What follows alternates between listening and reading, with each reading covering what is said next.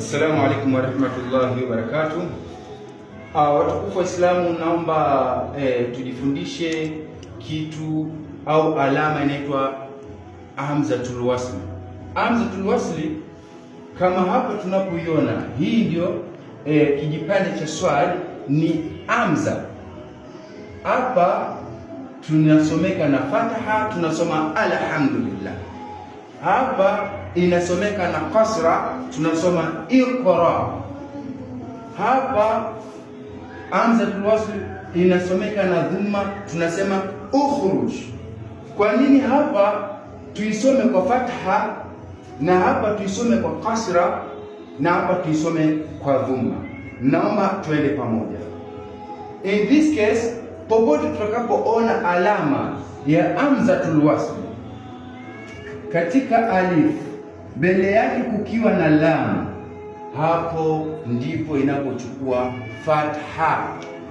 Hapo hamzatul wasli inachukua fatha. Mathalan tumesema alhamdulillah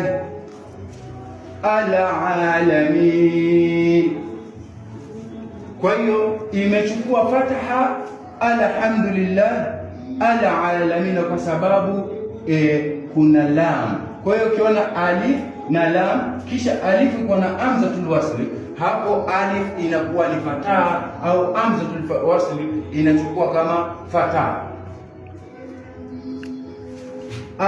Alalamin. Na endapo if you are joining, endapo unaunganisha baina ya alhamdulillah na alalamin, you will drop this hamzatul wasli completely, unaachana nayo kabisa. Endapo unaunganisha baina ya alhamdulillah na alalamina, utasema alhamdulillahi rabbil alamin, alhamdulillahi alamin. Kwa hiyo utaiacha completely, lakini the word alalamin, alhamdulillah alalamin, endapo unaunganisha alhamdulillahi rabbil alamin, hapa kutakuwa na sakna.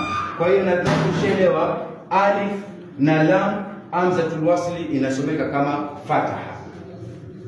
Hapa tuko na mfano wal qalam, like without waw tungesema al qalam, kwa sababu kuna alif na lam tungesema al qalam, lakini kwa sababu tumeanza na waw una drop hamzatul wasli completely, unaachana nayo kwenda kuwa wal qalam. Kwa nini hapa hamzatul wasli iko juu? Tumesema alhamdulillah, hapa bado iko juu ya alif, lakini tunasema iqra. Ni kwa sababu ya popote utakapoona hamzatul wasli iko katika alif alafu hakuna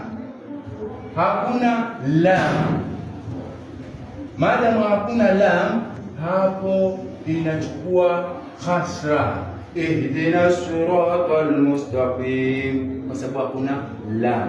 Ungekuwa na lam ingekuwa ni a, lakini kwa sababu hakuna lam tena inakuwa ni kasr. Iqra, idhhab ila fir'auna innahu tagha.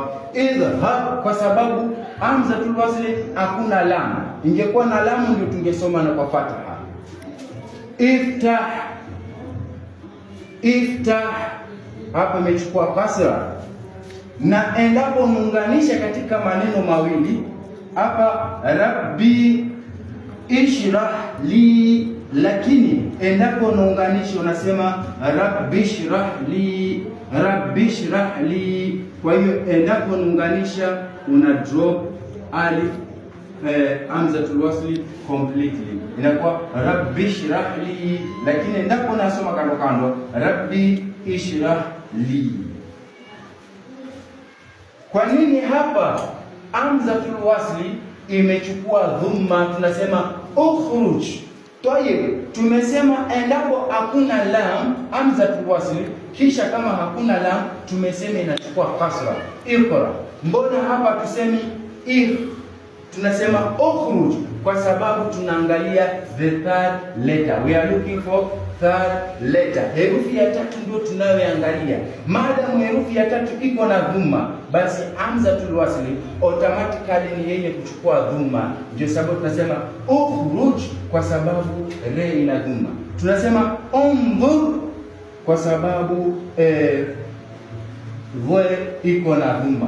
Kwa hiyo hamzatul wasli inachukua dhamma kwa sababu ya herufi ya tatu iko na dhamma. Popote utakapoiona ukaona kuna hamzatul wasli herufi yake ya tatu iko na dhamma, basi nayo inachukua dhamma kama ukhruj au unzur. Hapa herufi ya tatu haina dhamma na wala hakuna lam. Hapa ndipo hamzatul wasli inapochukua kasra. Iqra, idhhab, iftah. Na unapopata hamzatul wasli na kuna alif, ndio pale inapochukua fataa, unasema alhamdulillah alalamin. Wa ila huna antahi. Assalamu alaikum wa rahmatullahi wa barakatuh wa jazakumullahu khair wa liqa.